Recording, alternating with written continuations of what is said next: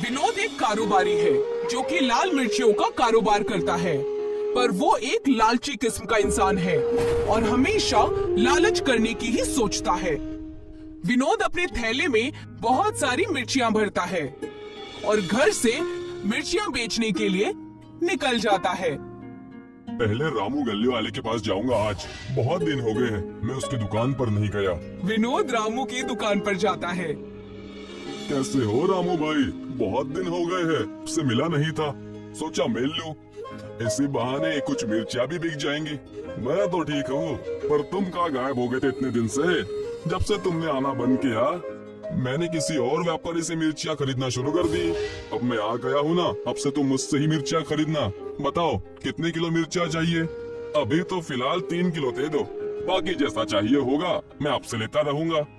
अरे क्या रामू भाई, सिर्फ 3 किलो मिर्ची खरीद रहे हो? इतनी बड़ी दुकान है, कम से कम 5 किलो तो ले लीजिए। नहीं नहीं, उतनी नहीं चाहिए, फिलहाल बरसात का मौसम है, बारिश में कोहरे के कारण मिर्चियाँ खराब होने लगती है। विनोद रामू के लिए 3 किलो मिर्चियाँ तौलता तो है, पर देने से पहले वो 1 किलो मिर्ची निकाल देता है। ये लो भाई, आपकी 3 किलो मिर्चियाँ। रामू गल्ले वाले को बेवकूफ बनाने के बाद विनोद दूसरी दुकान वालों के पास लाल मिर्चियाँ बेचने के लिए चला जाता है। लाल मिर्ची वाला आया, ले लो, बेहद स्वादिष्ट और तीखी मिर्चियाँ है। भाई साहब, आप लाल मिर्चियाँ कैसे दे रहे हैं? 300 रुपए किलो है बहन जी, आप इनके दाम पर मत जाइए। ऐसी मिर्चियाँ आपको पूरे बाजार में ढूंढने पर भी नहीं मिलेंगी। विनोद लाल मिर्ची वाला नाम है मेरा। अच्छा, तो आप ही हो लाल मिर्ची वाले विनोद। बहुत सुना है आपकी मिर्चियों के बारे में। ऐसा कीजिए, मुझे 2 किलो मिर्ची दे दीजिए। मेरी बेटी की शादी है तो मुझे मिर्चियाँ तो लगेंगी ही खाना बनाने के लिए। ये की ना अपने पते वाली बात। मैं तो कहता हूँ कि आप 1 आध किलो और ले लीजिए, अच्छी मिर्चियाँ है, आपके काम में आएंगी। नहीं नहीं विनोद जी, 2 किलो मिर्चियाँ काफी होंगी मेरे लिए। आप 2 किलो ही तौल दीजिए। ये क्या भाई साहब, बिना तोले कैसे पता चलेगा कि ये 2 किलो है भी या नहीं? मैं आज का व्यापारी नहीं हूँ बहन जी, बहुत सालों से इस धंधे में हूँ। भले ही तराजू में तौली हुई चीज ऊपर से नीचे हो सकती है, पर मेरे हाथों का अंदाजा कभी भी गलत नहीं हो सकता। उस औरत को ये मिर्चियाँ 2 किलो से कहीं ज्यादा कम लग रही थी। ठीक है, आप कहते हैं तो ये मिर्चियाँ पूरी 2 किलो ही होंगी। वो यहाँ से मिर्चियों को लेकर सब्जी वाले की दुकान पर जाती है और उसको मिर्चियों को तौलने के लिए कहती है। क्या आप जरा इन मिर्चियों को तौल देंगे भाई साहब? सब्जी वाला अपने तराजू में मिर्चियों को तौलता है। ये तो बहन जी 1 किलो से भी कम है, देख लीजिए। इसका मतलब उस मिर्ची के कारोबारी ने मुझे बेवकूफ बना दिया। मालिक करे उसकी मिर्चियाँ उस पर ही भारी पड़ जाए और वो अपनी ही मिर्चियों से इतना परेशान हो जाए कि उसका पूरा लालच खत्म हो जाए। दूसरी ओर विनोद अपने लालच के चलते लोगों को बेवकूफ बनाकर ज्यादा मिर्चियाँ बताकर कम मिर्चियाँ दे रहा था, जिससे सभी लोग बहुत परेशान हो गए थे और सभी ने विनोद को बद्दुआएं दी कि वो अपनी मिर्चियों से परेशान हो जाए। आज तो अच्छा खासा मुनाफा हो गया है। काश अगर मेरे पास कुछ और मिर्चियाँ होती तो मैं कुछ और लोगों को मिर्चियाँ बेचकर थोड़े पैसे और कमा लेता। विनोद सारी मिर्चियाँ बेचकर अपने घर चला जाता है और थके होने की वजह से वो अपनी बेटी से पानी लाने के लिए कहता है। बेटी, मेरे लिए 1 गिलास ठंडा पानी ले आओ। विनोद की बेटी उसके लिए पानी लेकर आती है, पर जैसे ही वो पानी पीता है उसे वो पानी बेहद तीखा लगता है। मैंने तुम्हें ठंडा पानी लाने के लिए कहा था, मिर्ची वाला पानी लाने के लिए नहीं। पापा, मैं तो बाल्टी में से ही ठंडा पानी लेकर आई थी, पता नहीं उसमें मिर्ची कहाँ से आ गई। घर में मिर्ची का व्यापारी है तो मिर्चियाँ बिक्री ही होंगी ना। गिलास को साफ करके लाना चाहिए था, मेरा पूरा मुंह जलने लग गया। विनोद किचन में जाकर उस पानी को फेंक देता है और उस गिलास को साफ से धोकर फिर से बाल्टी से पानी निकालता है। पर जैसे ही विनोद पानी पीने लगता है और पानी उसके मुंह में जाते ही उसका मुंह जलने लगता है। ये क्या हो रहा है? अभी तो मैंने गिलास को अच्छे से साफ किया था, ये मिर्ची अचानक से कहां से आ गई? विनोद बिना पानी पिए ही सिसकियां लेते हुए अपने कमरे में आराम करने के लिए चला जाता है। वो वहां जाकर अपने बिस्तर पर लेट जाता है, पर कुछ वक्त लेटने के बाद उसके जिस्म पर जलन होने लगती है। आह, आह, ये मेरी पीठ पर जलन क्यों हो रही है? लगता है बिस्तर पर मिर्चा पड़ी हुई थी और मैं बिना देखे ही लेट गया। विनोद उठता है और अपने बिस्तर को अच्छे से साफ करता है और अपने बिस्तर पर एक नई चादर बिछा देता है। अब तो नई चादर भी चढ़ा दी है, अब तो जलन नहीं होनी चाहिए। जैसे ही विनोद बिस्तर पर लेटता है, उसके पूरे जिस्म पर तेजी से जलन होने लगती है। वो फिर से खड़ा होता है और अपने आप को खुजाने लगता है। आह, ये क्या हो रहा है? मेरा सारा बदन जलने लगा है। ये इतनी सारी मिर्चियाँ कहाँ से आ रही है? और वो देखता है कि उसकी छत से मिर्ची ही गिर रही है। ये क्या हो रहा है?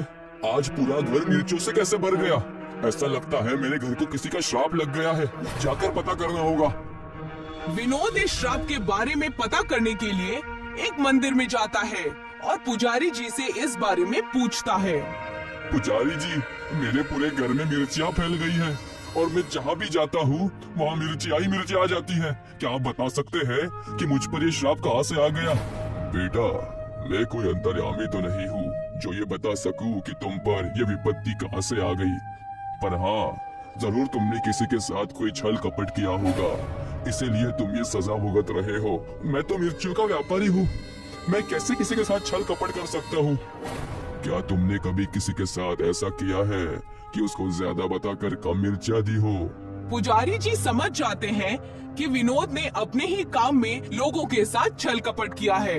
वो उसको सभी लोगों से माफी मांगने के लिए कहते हैं और उसकी वजह से लोगों का जो नुकसान हुआ है उसकी भी भरपाई करने के लिए कहते हैं। बेटा, तुम्हें खुद ही पता होगा कि तुमने अपने लालच के चलते किस किस का नुकसान किया है।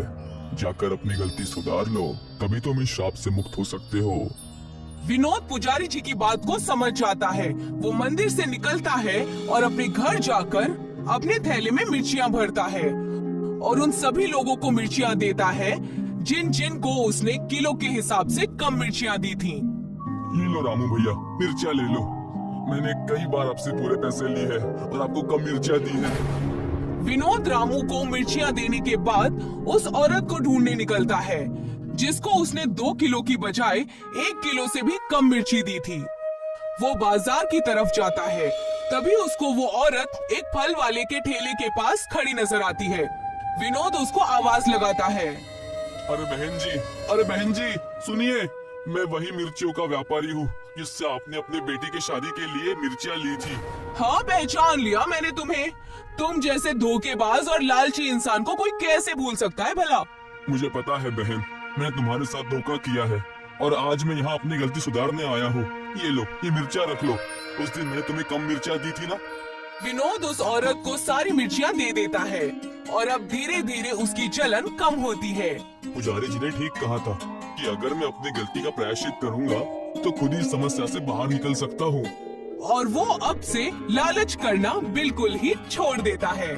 साथ ही वो अपना ये वाला किस्सा अपनी बेटी को भी सुनाता है और उसको भी लालच से दूर रहने के लिए कहता है।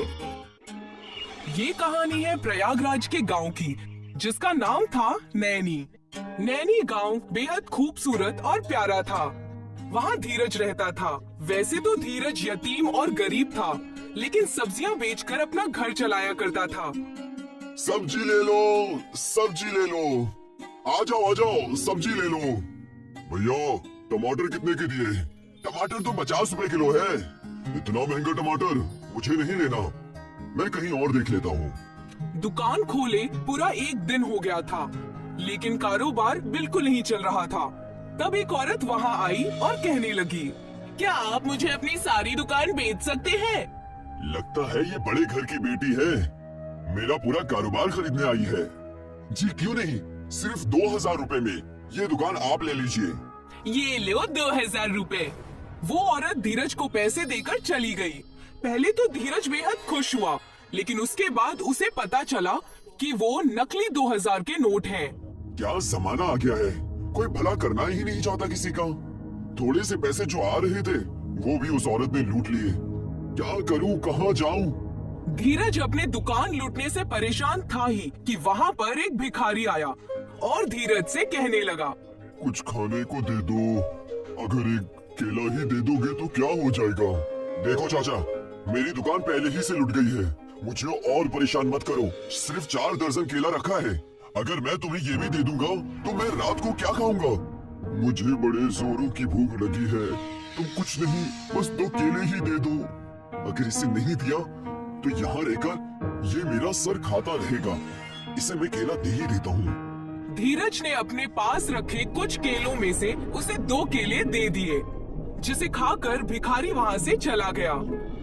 जोरदार बारिश हो रही थी। इतनी तेज बारिश है, ठंड लग रही है। कहाँ जाऊँ, किसके पास जाऊँ? अगर रात भर यहाँ रुक गया तो ठंड से मर जाऊंगा। तब भिखारी की नजर सामने वाले घर पर पड़ती है, जो धीरज का होता है। भिखारी हिम्मत बांधकर धीरज के घर पहुंचता है और कहता है, क्या तुम मुझे एक रात के लिए अपने घर में रख लोगे? तुम पागल हो गए हो क्या? तुम्हारी मैंने थोड़ी सी मदद क्या की, तुम तो सर पे चढ़ रहे हो। रात हो चुकी है, बारिश भी बहुत ज्यादा है, ठंड भी लग रही है, बिजलियां कड़क रही है। बस एक रात के लिए जगह दे दो। अच्छा, आ जाओ। उस रात भिखारी धीरज के घर में ही रुक जाता है। सुबह हो जाती है, बारिश भी कम हो जाती है। धीरज की आंख खुलती है तो वो देखता है कि वो भिखारी सुबह सुबह ही अपने झोले में से मिर्चियाँ निकालकर खा रहा था। तुम इतनी सुबह सुबह उठकर मिर्चियाँ क्यों खा रहे हो? आप उठ गए। ये मिर्चियाँ कोई ऐसी वैसी मिर्चियाँ नहीं है। इसे खाने से मुझे अब दिन भर भूख नहीं लगती। मुझे उससे क्या मतलब? तुम जाओ, अपना काम करो। चलो, सुबह हो गई और बारिश भी नहीं हो रही है। भिखारी धीरज के घर से चला जाता है। धीरज सब्जी मंडी जाकर उसे दोबारा बेचने के लिए सब्जी की दुकान पर सब्जी लगाने लगता है। आ जाओ, ताजे ताजे सब्जियां ले लो। आ जाओ। पूरा दिन बीत जाता है, लेकिन धीरज के दुकान से कोई भी सब्जी नहीं खरीदता। तब धीरज परेशान हो जाता है और दुकान बंद करके घर जा ही रहा होता है कि उसकी नजर टिले पर पड़ती है, जहां भिखारी रात को सो रहा होता है। और तब धीरज कहता है, असली जिंदगी तो इसी की है, ना कोई फिक्र, ना कोई काम। पूरा दिन यहाँ वहाँ घूमो, लोगों से पैसे मांगो, किसी ने दे दिया तो मौज, और सब दे ही देते हैं, और रात को मस्त आराम से सो जाओ। उतने में ही वहाँ पर एक सांप आ जाता है और उस भिखारी को काट कर चला जाता है। और दूर खड़ा धीरज ये सब चीजें देख लेता है। सब काट लिया। हे मालिक, इसे तो सांप ने काट लिया। मुझे इसे किसी सपेरे के पास लेकर जाना होगा। धीरज भिखारी को अपने साथ लेकर आ जाता है और उसका इलाज करवाता है। सपेरा उस सांप के जहर को निकाल देता है। सही समय पर आपने ला दिया, वरना इनकी जान खतरे में आ सकती थी। ये आपके क्या लगते हैं?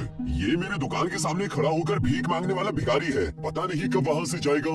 जब से आया है तब से मेरी जिंदगी बर्बाद कर दी है। कुछ दिन बीत जाते हैं। भिखारी पहले से ज्यादा ठीक हो जाता है और धीरज से कहता है, तुमने मेरी जान बचाई, इसलिए मैं तुम्हें एक तोहफा दे रहा हूँ। मेरे इतने भी बुरे दिन नहीं आए हैं कि मैं एक भिखारी से तोहफा लूंगा। मैं तुम्हारे फायदे के लिए ही कह रहा हूँ। भिखारी कुछ मिर्चियाँ निकाल कर धीरज को दे देता है और कहता है, ये कोई मामूली मिर्चियाँ नहीं है। बहुत आला दर्जे वालों के साथ रहने की वजह से ये मुझे मिले हैं। इसे तुम अपने खेत में लगा दोगे तो तुम्हारी फसल में से हीरे की मिर्चियाँ निकलेंगी। क्या बकवास है। अगर ऐसा होता तो तुम खुद ना इसे इस्तेमाल कर लेते, मुझे थोड़ी ना देते। मैं एक ईमानदार इंसान को ही ढूंढ रहा था, जो मुझे तुम में नजर आया। ये जादुई मिर्चियाँ तुम्हारे पास ही रखो। भिखारी धीरज को मिर्चियाँ देकर वहाँ से चला जाता है और कुछ वक्त बीत जाता है। अब भिखारी उस टिले या उसके आसपास कहीं नजर नहीं आता। धीरज उन मिर्चियों को देखकर सोचता है, क्यों न मैं ये मिर्चियाँ एक बार लगाकर देख ही लूं। कहीं उस भिखारी की बात सच निकली तो। धीरज उन मिर्चियों को लेकर अपने घर के आंगन में कुछ जगहों पर बो देता है। देखते ही देखते कुछ दिन बीत जाते हैं। उन मिर्चियों की फसल में से रोशनी आने लगती है। धीरज उसे देखकर वहाँ जाता है। ये रोशनी कैसी? इसे खोद कर देखता हूँ। लगता है मिर्चियाँ उग आई हैं। धीरज जैसे ही उन मिर्चियों को तोड़ता है, उसे वहाँ पर हीरे की मिर्चियाँ नजर आती हैं, जिन्हें देखकर वो बेहद खुश हो जाता है। उस भिखारी की बात तो सच निकली। ये तो हीरे की मिर्चियाँ है। ये सच में हीरे की है। मजा आ गया। हे मालिक, तेरा लाख लाख शुक्र है। धीरज उन हीरे की मिर्चियों की वजह से बहुत बड़ा आदमी बन जाता है। नया घर, कारोबार सब कुछ खड़ा कर लेता है। अब उसके पास नौकर चाकर सभी होते हैं।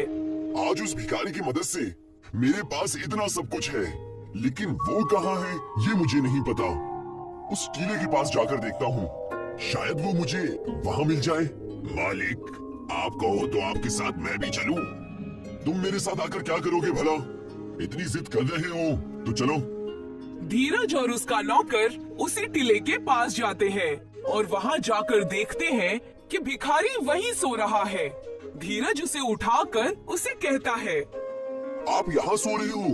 मैंने आपको कहाँ कहाँ नहीं ढूंढा। मुझे पता था तुम मेरे पास जरूर आओगे। मैं अनाथ बच्चा था जिसका कोई ठिकाना नहीं था।